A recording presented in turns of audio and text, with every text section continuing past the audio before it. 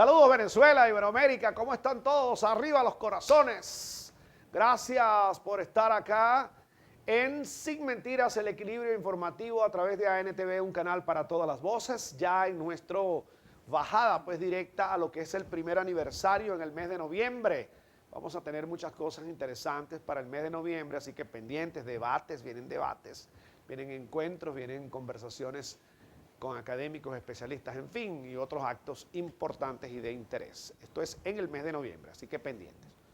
Bueno, siempre es interesante traer analistas, expertos, diputados, porque este es el canal de la Asamblea Nacional del Parlamento Venezolano, y quien es miembro de la Comisión de Salud, de Educación, de Tecnología, siempre son elementos para preguntar cosas. Él es experto electoral también, y el diputado José Villarruel está con nosotros. Bienvenido al programa, gracias por estar acá. Gracias por la invitación. Vamos a comenzar porque el liderazgo en un partido político, en un proceso político, tiene que ver también con la posibilidad de movilización electoral. Claro. Si tú ganas en un territorio, tú dices, por ejemplo, la oposición puede estar diciendo en este momento, bueno, el gobernador Manuel Rosales va a ser nuestro candidato presidencial, porque tiene un corredor electoral importante, como es el Zulia, 500,000 votos. Yo arranco con 500,000 votos.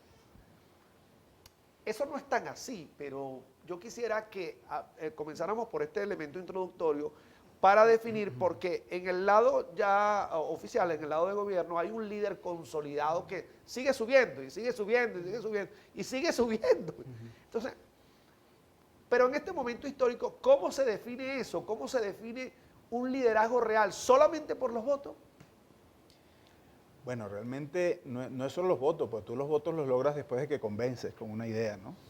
Después de que sumas fuerzas en base a tu idea y organizas en base a ella. Manuel Rosales tiene una fuerza en el Zulia, en el occidente, pero el occidente no es el único, no es el único nacionalmente. Pues. Tiene un gran peso, pero así como el Zulia, tienes otros 5 estados con mayor población electoral que la que tiene el Zulia. Hablando de los más grandes, Carabobo, Capital, Miranda, Anzoátegui, Aragua. Entonces, realmente la deficiencia que tendría el lanzar un candidato con fuerza en un solo eje, solo podría verse competitiva si suma fuerzas en el resto del país. Pero realmente es un trabajo arduo, o sea, el crear una maquinaria que te ayude a movilizar y conseguir los votos y convencer en base a tu idea, es el secreto para poder tener una victoria al final. Ahora, observo una cosa, diputado, y es que el aparato, por ejemplo, en el caso del PSUP, es muy amplio, muy fuerte, muy profundo, porque tienes líderes de calle, tienes líderes de consejos comunales, tienes líderes... Es decir, la cosa es un aparato, pues. Es así. Que como lo tuvo en su momento Acción Democrática. Y creo que no Acción llegó. Democrática no llegó a eso. No llegó a eso. No llegó a eso, no sí, lo llegó. Sí caminó las calles, pero no tocó de verdad en las bases. Y bueno, esto fue una enseñanza y una visión de nuestro comandante Chávez. Cuando él impulsaba ese tema de las comunas era eso, no solo el tocarlo, sino empoderar allá abajo todo lo que tiene que ver con la organización, planificación y ejecución de gobierno. Esto ha sido un trabajo de años. O sea, yo vengo trabajando en el tema electoral con el partido desde el año 2006. Y ahí nacimos con unas estructuras que han venido madurando, han venido evolucionando. Y ya en los últimos 7 años, diría yo, hemos venido bajando fuertemente hacia la comunidad. Específicamente, llegamos a la comunidad, llegamos a una calle y llegamos a una familia. Porque a la final tienes que lograr esa organización desde la familia, que es el centro de una sociedad, hacia arriba. Ahora, yo entiendo eso y repito, fíjate, estoy de acuerdo con que de verdad en esa idea betancurista de estar presente en cada uno de los caseríos, no llegó a esto, no llegó.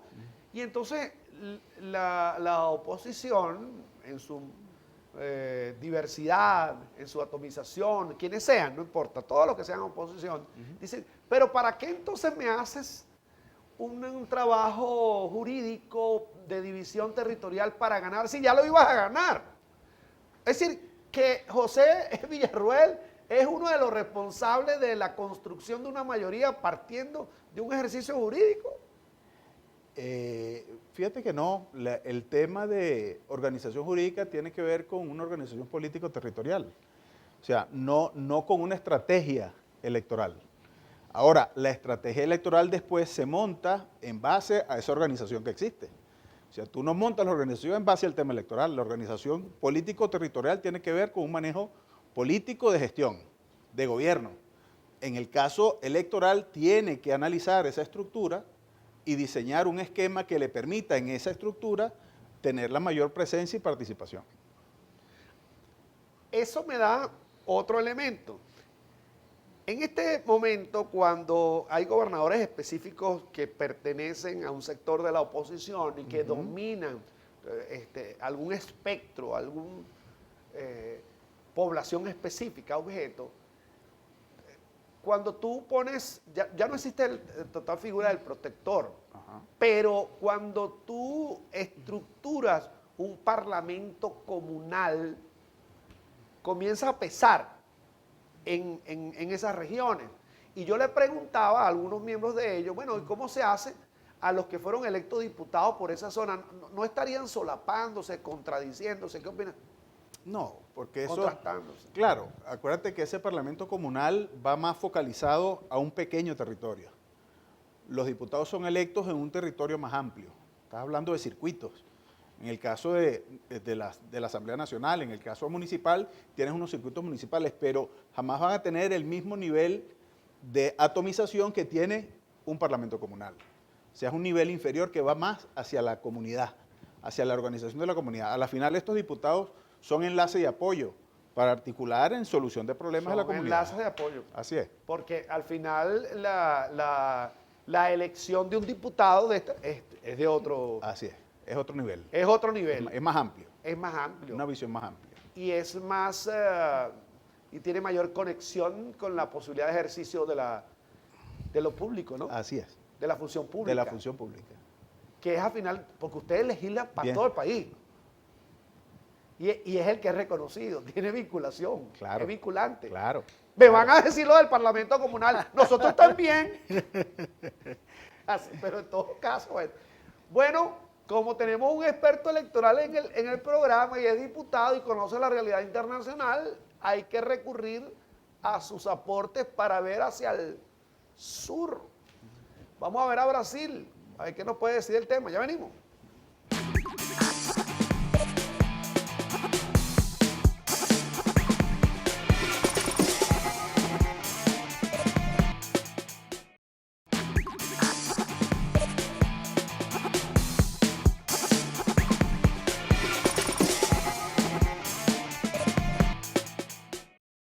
Diputado Sevilla Roel está con nosotros y yo decía alguna premisa, entendiendo pues la focalización, la especialización en temas nacionales, pero por ejemplo como en el caso de Bolívar, en el caso de las fronteras, en el caso cómo puede ayudar o no en un momento determinado el desenlace hacia ese lado de Brasil, por ejemplo. Claro. Fíjate, ahí lógicamente influye mucho la visión, en este caso de quien ejerce el gobierno en un estado. Venimos de un estado netamente con visión capital que chocó con la filosofía que viene manejando nuestro presidente de la República, Nicolás Maduro, y generó conflictos y rupturas. Se ve una gran oportunidad con este renacimiento del progresismo en Brasil, porque es una visión social, es una visión más pensando en la gente que en capital. Entonces, que Lula logre una victoria en Brasil, obviamente facilitaría y agilizaría no solo el tema comercial, sino el tema social en esa zona. Ahora, pero en términos porcentuales, en términos numéricos, en términos de motivación para el ejercicio del voto específico, la cantidad de votos, ¿qué dices tú en ese aspecto específico? Fíjate que ahí habían dos grandes toletes, dos grandes grupos de electores y hubo tres candidatos que acumularon el resto de las porciones participantes. Y dos de ellas se están sumando a las ideas que está proponiendo Lula. El que no se sumaran ese extracto que estaba parte de la opción Lula-Bolsonaro, ponía, no en tela de juicio, pero no con tanta competitividad, porque si una de esos dos factores se suman a una de las dos partes, en caso de que se sumaran a la derecha, iba a ser más cuesta arriba, ¿no? Y digamos que no está fácil, pero es muy factible que Lula logre una victoria sumando todo el proceso, toda la campaña que él viene desarrollando en los ideales sociales, con la suma de estas fuerzas que no acumularon inicialmente en esas dos porciones. Vamos a hacer un rebote para el ámbito nacional. ¿Por qué lo conecto así? Fíjate. En Venezuela, de acuerdo a tu experiencia, ¿se determina ya un contraste de popularidad o de elección o de decisión electoral en relación de derechas e izquierdas? ¿La gente entiende eso en Venezuela? En Venezuela ha habido una evolución. Fíjate que siempre se habló de un bipartidismo en la cuarta, después hablamos de una derecha y una izquierda, y hoy por hoy, en medio de toda la conflictividad, con toda la influencia negativa que se dio con la derecha en el extranjero, ha habido una influencia negativa en la participación. O sea, realmente, si tú ves las encuestas, empiezan a salir índices de despolitización del elector. Eso es un reto, porque entonces nos lleva a nosotros a ese ejercicio. Por eso te decía, lo clave no de la estrategia jurídica, sino de la estrategia política dentro de esa estructura jurídica o política para poder llegar y convencer. Nosotros veníamos decreciendo en participación, no solo en participación general, sino en participación de la militancia. Venía la participación decreciendo y eso, aun cuando obtenías victorias, las tenías con menos fuerza en relación al registro electoral, no al opositor. Entonces eso nos levantó las alertas y realmente percibo que la excelente estrategia del partido de activar a toda su estructura, renovarla, escuchar a las bases y darle empoderar a esos nuevos liderazgos, nos va a ayudar en consecuencia a la Pero activación. déjame ponerte esta inquietud a ver si es posible que madure, porque yo lo estoy viendo allí en la narrativa de ciertos sectores de oposición. Es capitalismo versus socialismo. ¿Hay una posibilidad electoral cierta de determinar una cosa o la otra en este momento? Siguen siendo dos orientaciones. Se mantienen vivas. De acuerdo. ¿Ok? El tema es que ya el elector no está más enfocado políticamente en si es capitalismo o es socialismo, sino en qué me va a permitir a mí solucionar los problemas y superar la mala condición en la que pueda estar. ¿Tú crees que el elector tiene esa cultura política en este momento en Venezuela? Yo pienso que ha evolucionado. Ha evolucionado porque se le ha permitido, se le ha escuchado, no solo política, sino organizativamente. O sea, tú ves no solo que los chavistas nos organizamos, la derecha también se organiza e imita algunas de las iniciativas que nosotros estamos, porque están viendo que arrastran, que convencen y resultan. La política son resultados. Claro, y a la final a la gente no está resolviendo el 100%, pero vas en vías. Ya cuando la gente empieza a sentir y se empieza a contagiar de que empezamos a solucionar problemas, esta nueva política que ha orientado el presidente de la República, del seguimiento y control, de escuchar a la gente, de atender a la gente, eso. No, y de apartar a lo que él llamó los aduladores. Así es. O sea, aquellos asistentes que no asistían nada. Porque te dicen las cosas y no te estaban diciendo la verdad. La verdad. Pero yo sigo insistiendo en eso. O sea, el elector entiende esta situación realmente. Porque a mí en el primer segmento me dijiste que, en el anterior me dijiste que quién me resuelve el problema. Es así. Pero puede ser que no sea chavista. Puede ser que no sea chavista. Y puede ser que incluso siendo alguien consagrado dentro del punto de vista de lo que es la organización del partido oficial, de al traste y dice, porque mira, nosotros te pusimos ahí, pero vamos a darle un cambio. Que es lo que yo creo que puede ocurrir en América Latina en un momento determinado, cuando hay cambios, es como el péndulo del poder, ¿no? Vamos primero para la derecha, vamos para la izquierda, vamos a ver qué pasa. ¿Tú crees que en Venezuela en este momento las encuestas están diciendo que no hay líder que se enfrente al presidente Maduro. No hay. Y para levantar 20 puntos en 2 años creo que la cosa es complicada. A menos que ocurran, ¿qué opinas tú? Mira, no solo la estrategia está orientada a la figura nacional. ¿Okay? Tú tienes que hacer un desarrollo de una política nacional, pero no solo para la figura nacional, sino para las figuras regionales y las figuras municipales. Realmente lo que te va, la gestión del presidente con todo el esfuerzo tiene que garantizar a través de su estructura de supervisión y control que los gobernadores estén haciendo sus tareas y los alcaldes estén haciendo sus tareas. Porque a la final eso le suma o le resta al presidente de la República. Entonces, el presidente ha venido subiendo y va a seguir subiendo porque está empeñado y dedicado a exigir que las cosas se hagan bien y escuchar cuando se está haciendo mal. Claro, pero ya va, fíjate, ahora hay otra inquietud. Ajá. En el status quo, que son gobernadores y alcaldes, que es el constituido, el que se identifica más rápidamente por los resultados electorales, también sufre un impacto. Si el responsable de la calle, del consejo comunal, de la comuna, no lo está haciendo bien, eso va a permear, ¿no? Sí. Y permear electoralmente. La gente se queja y vota en contra. Claro, pero viene una corresponsabilidad, porque ahorita ese jefe de calle, ese jefe de comunidad, fue electo por la misma comunidad. No fue que te lo impusieron. O sea, si tú lo haces mal, te tienes que juzgar tú como elector que también lo pusiste a que hiciera el trabajo. Y eso nos lleva a un tema de evaluación y rectificación de ser necesario. Si tú tienes a alguien que está haciendo el trabajo de manera errada en tu comunidad, hace el llamado de atención y hay las herramientas o los canales para hacer los correctivos necesarios.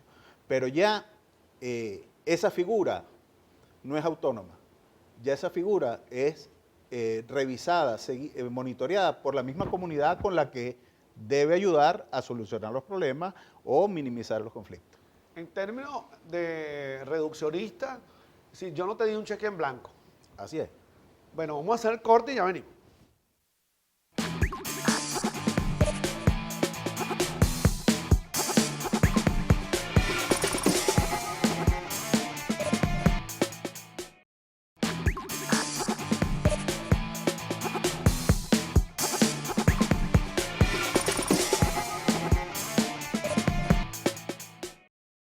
José Villarruel, miembro de la Comisión de Salud, Educación, Tecnología de aquí de la Asamblea Nacional.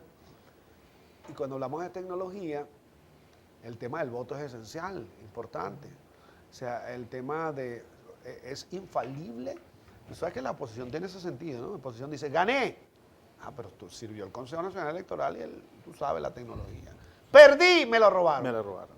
Hay trampa. Hay trampa, ¿no? Y entonces hay trampa cuando la gente quiere que haya trampa, tú sabes, ¿no? Y hay otros que se apartaron del camino democrático y están recurriendo ahora, ¿no? Quieren ser candidatos, candidatas. Sí. Con este Consejo Nacional Electoral. Cuéntame. Fíjate, eso ha venido madurando mucho, se ha perfeccionado mucho. Realmente el sistema electoral venezolano es ejemplo a nivel mundial. Y con todo y la mala imagen que le han querido crear cuando la oposición pierde, lo más difícil, sobre todo para los técnicos de la oposición, es darle herramientas o argumentos para poder decir que el sistema es vulnerable o es infalible o hay trampa. Pues no hay manera. Nosotros, como te digo, desde el 2006 venimos haciendo auditorías y en esas auditorías cada vez se van metiendo nuevas variables, se van quitando lo burocrático y se va poniendo lo más efectivo.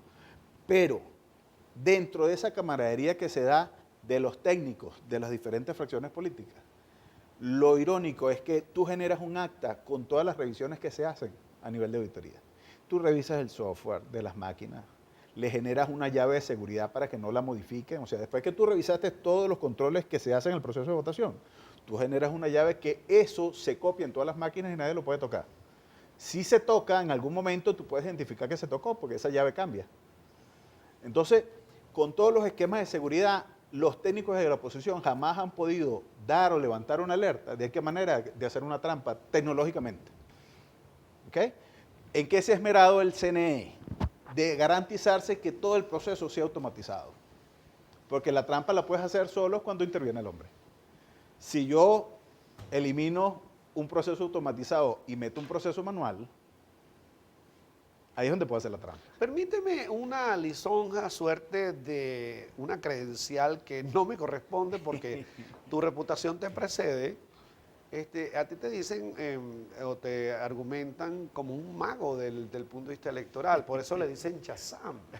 Entonces la gente te va a decir, bueno, pero ustedes no son los santos niños de Atoche tampoco. O sea, ¿cómo es la cosa? ¿Por qué crees tú entonces que se da aquella sensación o aquella propaganda ratificada del tema del posible error en las máquinas, de la trampa? ¿Por qué crees tú que se genera todo ese tipo de ruido? Yo pienso que primero hay una cultura histórica, ¿no? ¿Te acuerdas de aquel acta mataboto? Acta ¿no? mataboto. ¿No? Sí. Entonces eso se eliminó. El hecho de que tú ahora para poder ejercer tu voto tienes que plasmar tu huella, te permite identificar si en algún momento alguien ejerce el voto de manera indebida, que no puede, porque nadie puede tener mi huella. La única manera es que yo no vote, no tengan mi huella. ¿Yo no puedo votar por nadie? No. Y el llamado, menos- y el llamado voto asistido ese que dicen por ahí. Claro, pero normalmente el voto asistido va a alguien que acompaña al que necesita la asistencia o alguien que se asigna de la mesa para que asista a la persona a votar. ¿Ok? O sea, no es que yo tengo a alguien esperando afuera para irlo a asistir. No, la persona llega, si viene con la asistencia, la persona pasa con la asistencia que trajo, porque no ve bien, porque X.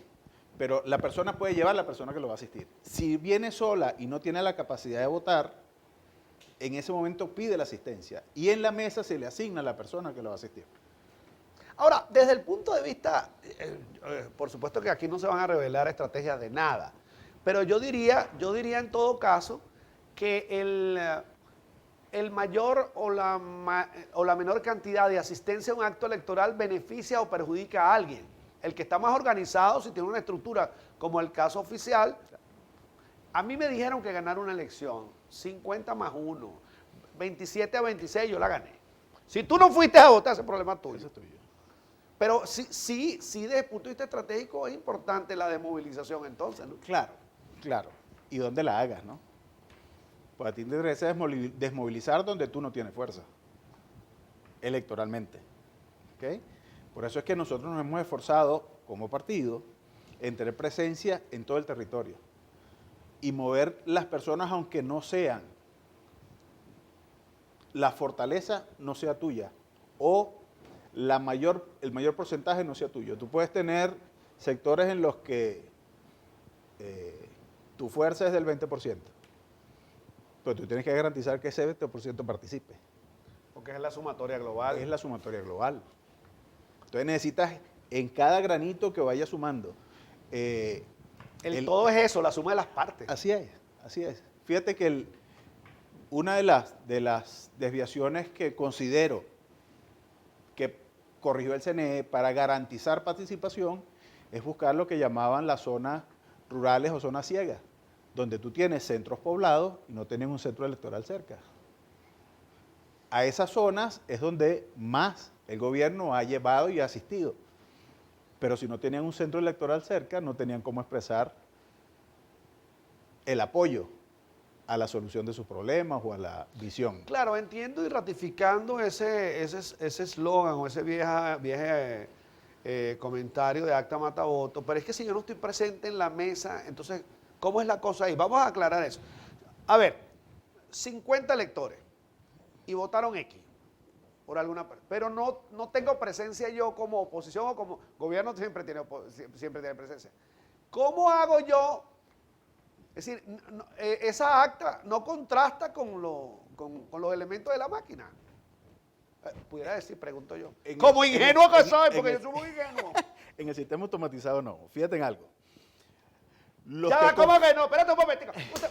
Yo no sé si estoy haciendo la pregunta indebida, cómo es la cosa. Yo estoy haciendo, mira la pregunta que yo hago. ¿Me está diciendo la verdad o no me está diciendo la verdad? Claro que sí. Dígame la verdad. Vea lo siguiente. Mira este ejemplo. Porque tú sabes que yo tengo que preguntar las cosas que ellos dicen que yo les pregunte, porque entonces van a Adelante. decir, yo le escribí a Wilmer para que le preguntara eso a José Villarroel, que ¿Y sabe no que qué está hizo? aquí, y yo no se la hice. Mira, hay 200 electores y yo voté por el PSUV, pero no tengo presencia ahí. En la máquina dice que yo voté por ti, pero no tengo presencia. En el acta va a decir otra cosa Pero es que el acta la genera la máquina. y yo no la convalido. No, la convalidas al final. Ah, ¿Me explico? claro, O sea, tú claro. vas registrando y al final la máquina te saca un acta de los votos que Claro. fueron registrados. ¿Cuál es la validación? Abres después la caja y comparas los votos que están ahí con lo que dice el acta. Es decir, que no hay trampa. No hay trampa. Y si la hay, la detectas en el momento. Es decir, que, mire, opositores, vayan a... Mira, Venezuela... A ganar elecciones. Mira, es el único país, el sistema electoral venezolano, donde inmediatamente cuando termina la elección se audita en sitio el 52% de las máquinas. Es decir, más de la mitad de las máquinas se hace este ejercicio. Se saca el acta, se abre la caja y se comparan los votos con las actas. Son unos tramposos. Diciéndole a la gente que hubo trampa. No tienes cómo. No tienes cómo. Lo otro, en la presencia en las mesas, el CNE, por ley, hace un sorteo y es aleatorio. Puede salir cualquiera. Como seleccionado de miembro de mesa, principal o suplente. Ahora, el tema es cuando es electo alguien como miembro de mesa y no asiste. Claro, tengo que poner otro. Hay que poner sustituirlo. otro. Entonces hay voluntarios que van, se forman y en caso de que no vayan, se incorporan. Entonces ahí va el tema de la organización. Pero ¿tiene ventaja presidir una mesa o no? Claro. Tiene mayor responsabilidad. El que preside la mesa es el encargado de que se cumpla la normativa en la mesa. Y además, ante una eventualidad, es el que notifica para tomar las acciones en esa eventualidad. Ok, vamos a hacer un nuevo corte, venimos en breve.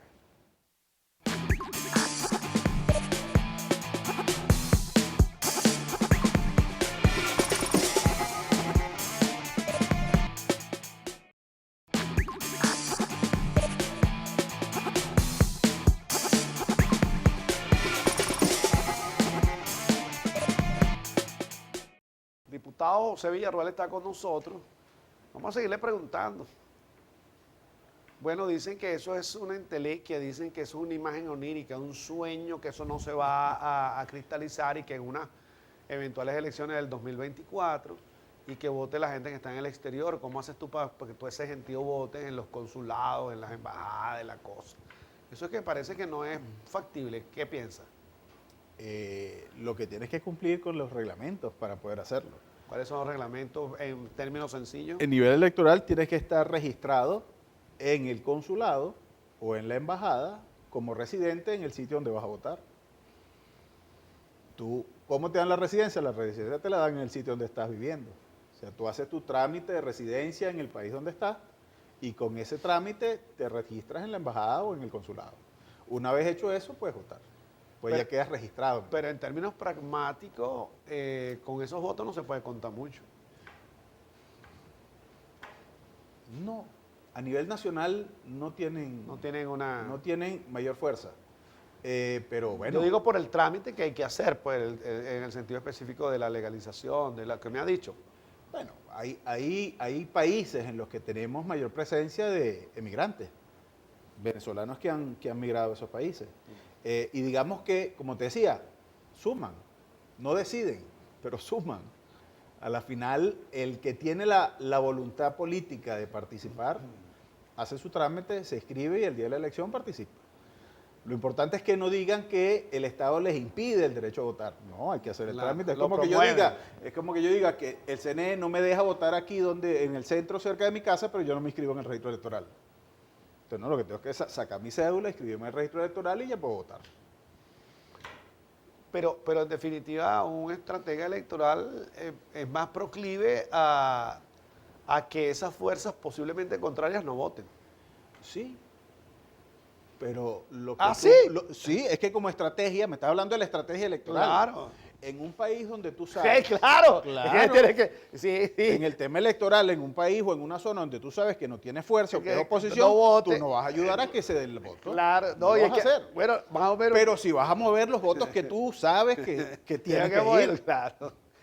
No, es que vale la pregunta porque hubo una analogía aquí con una gente de avanzada progresista, un diputado, Bruno Galo, me decía, bueno, es que yo no soy analista, yo soy un político, yo propongo posiciones Posiciones políticas. políticas. Claro, Es y así. y es también una posición política también. Ahora, yo no puedo estimular si la gente no quiere votar, pues no vota, pues yo sí voy a votar. Yo siempre he votado, yo voy a votar. Claro. Claro. Ahora, ajá, allí. Y el estímulo del voto partidista, ¿cómo se mide eso? ¿Ustedes lo miden? Claro, claro. Como te dije, la mejor sorpresa no, el mejor logro que tuvimos en las internas fue la movilización. La participación que nosotros tuvimos en las internas fue superior a la participación que habíamos tenido, digamos, a nivel de votos electoralmente en los últimos 5 años. No hemos llegado a los niveles todavía del pico de la revolución, pero vamos en vía. O sea, ese trabajo, esa tarea reactivó no solo la organización, sino la activación política en el territorio. Ciertamente la acotación de no haber llegado al pico es importante, porque una cosa es la motivación electoral y la cantidad realmente que votaron. Así es. O la cantidad de militantes. Tú puedes tener 5 millones de militantes, pero votó uno. En ese caso, siempre es bueno una alerta de revisión, ¿no? Interna porque además la maquinaria del PSUV, que en algún momento, repito, cercano, los que llaman los adecos el MAELECAT, ¿sabes? La maquinaria electoral de acción democrática, que están invocando muchos para lo que viene, o para unas primarias que no sé si se van a dar. Sí. Que en todo caso tiene que ser a través del CNE, ¿no? ¿Sería a través del CNE? No están obligados. No están obligados. Ah, no, lo va a hacer la sociedad civil, pero no sabemos. Ellos deciden si lo hacen o no lo hacen. Ahora, los que saben de elecciones saben que es más fácil hacer una trampa, que es fácil hacer o que es factible hacer una trampa sin el CNE. Sin la presencia Claro, del pues ente no, rector. porque las herramientas que ya vienes diseñando para el tema de auditoría y control, ese otro sistema, que no sé cuál podría ser, pero eventualmente manual, semitecnológico, no sé si las va a tener. ¿Es posible revivir a un elector? Es decir, aquellos que hayan fallecido, que se presenten a votar, no es factible. ¿Cómo se hace? Oye, la única manera es que revive y se presente. O sea, pues, si estaba fallecido en el registro, tiene que presentarse con una fe de vida ante el CNE a decir, mira, yo no estoy muerto, yo estoy vivo. Es decir, que desde el más allá no se puede votar. Perdieron los adecos.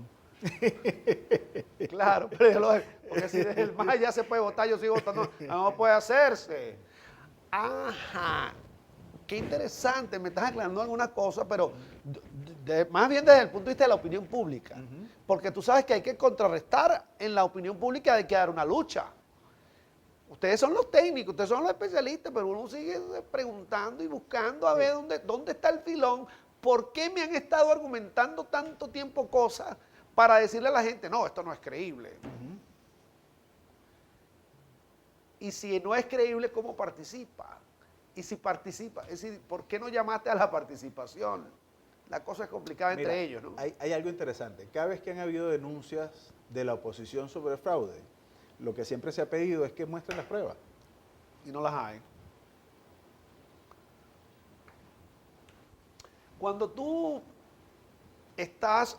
A ver, los corredores electorales más importantes del país, creo que ya me dijiste, era Carabobo, Aragua, Miranda, Zulia, Táchira. Anzoátegui. Ahí es donde se hace el mayor énfasis. Ahí pones más la lupa, pero el énfasis lo haces en todo el territorio. Ah, claro, porque te van a decir los de Amazonas, bueno, todo ¿tú crees? El territorio. Claro, es así, porque los demás van a decir, nosotros no somos importantes. Y eso suma, todo suma. ¿Y además esa presencia te garantiza la gobernabilidad en el territorio, ahora, sea pequeño o sea grande. Entremos en materia parlamentaria, porque tú eres parlamentario. ¿Qué crees tú que has hecho? ¿Cuál es el aporte tuyo a la Asamblea y al país de tu comisión? Bueno, fíjate que en la comisión de la que soy segundo vicepresidente, la preside Ricardo Sánchez, pero primer vicepresidente mi persona y segundo vicepresidente Rubén Lima. Médico de ADEA, Carabobo. Sí, correcto. Correcto. Fíjate que esa fue una estrategia interesante. O sea, porcentualmente la distribución de los puestos se hace de acuerdo al peso o la cantidad de curules que hayas obtenido. Y ahí la junta directiva dio la apertura para incorporar, aunque por peso de curules no les tocaba incorporarlos en las juntas directivas, a la oposición. Y ahí conformamos 6 subcomisiones. Yo presido una subcomisión de tecnología productiva, desarrollo digital y cadenas de bloque. Cadenas de bloque tiene todo que ver con blockchain, criptomonedas, criptoactivos. Entonces ahí es una tarea, hace una tarea dura, digamos que es un tema novedoso y muy sensible. Y obviamente hemos ido trabajando en la cultura. Pero además, por ejemplo, impulsamos el tema de la reforma de la LOCTI, donde se buscó el fortalecimiento del seguimiento y control. Ok, vamos a seguir ahondando en tu gestión como parlamentario, pero vamos a hacer corte. Ya venimos. Adelante.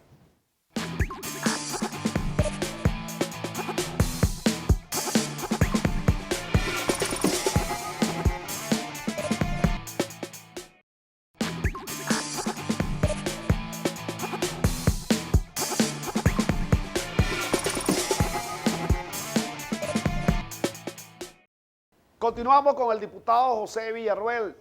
Interpelamos al diputado y le preguntamos, dime más de tu gestión. La gente quiere saber la gestión, dame gestión, vamos. Sí, fíjate. Nosotros desde la comisión hemos impulsado todo el tema que tiene que ver con educación, salud, ciencia, tecnología e innovación. En mi subcomisión, como te dije, estamos llevando el tema de tecnología y ahí de la mano con el ministerio impulsamos el tema de la reforma de la LOCTI.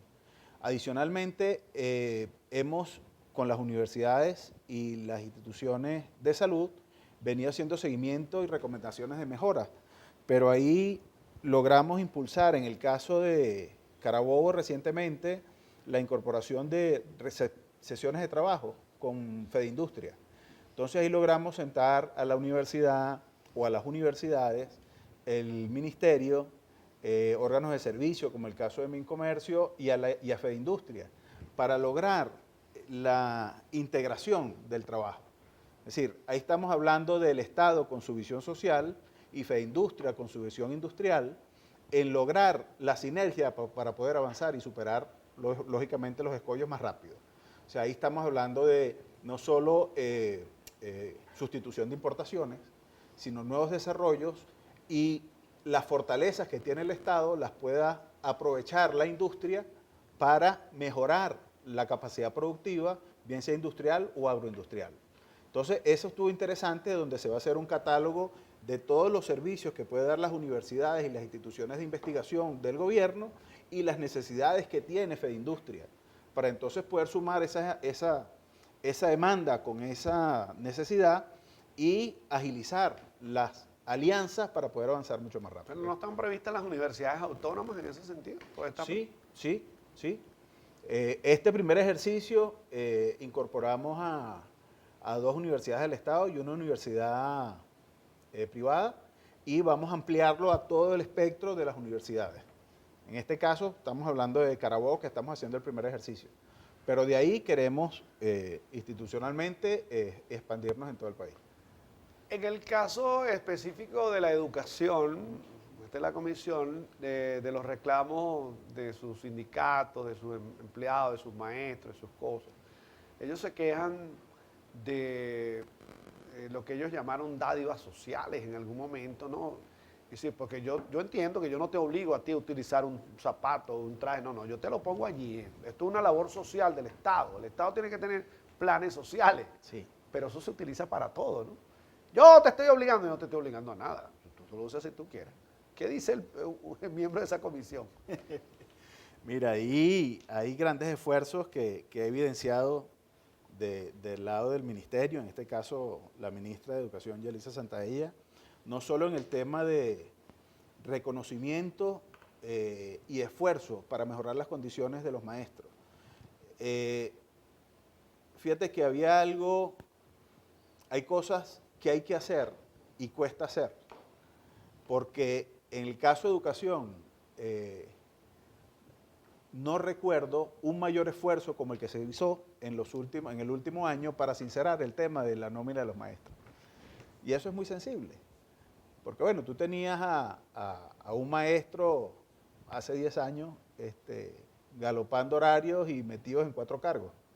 Entonces, eso no lo ves hasta que revisas. Entonces, digamos que fue un trabajo que genera un choque, pero lógicamente es eficiencia, pues tú necesitas sincerar el tema del gasto público. Entonces, bueno, ya con esos ahorros que tú hiciste de lo que no debía estar en nómina, tú puedes reorientar para poder manejar mejor el esquema. Como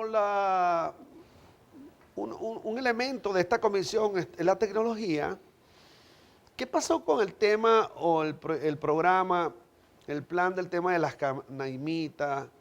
¿Qué pasó con eso? Fíjate, se sigue haciendo distribución de canaimitas. Realmente eso debe llevar a un siguiente nivel por actualización tecnológica. Lógicamente, estas canaimitas van orientadas a una población inicial, a los chamos, para que empiecen a meterse en el tema de tecnología. Pero bueno, ahí empieza a ver también que un muchacho de bachillerato con una canaimita ya no es suficiente para poder hacer el trabajo que necesita hacer. Entonces, bueno, ahí hay que obviamente hacer revisión y evolución del proceso. Y el tema de la internet, Sí. el superautopista del... Ajá. CanTV de verdad ha hecho enormes esfuerzos. No es fácil. La mayor parte de los productos, que es una debilidad que tenemos a nivel de tecnología, de telecomunicaciones, obviamente son importados. Entonces, nos pegó mucho en los últimos 4 años como país el tema de la restricción, el tema de las sanciones, el tema de las restricciones de importación, el tema de las sanciones a quien te vendía, el tema de licenciamiento. Entonces, por un lado fue positivo porque nos obligó a reinventarnos y empezar nosotros a hacer cosas que podíamos hacer y desviar las que no podíamos hacer desde donde nos las podíamos traer.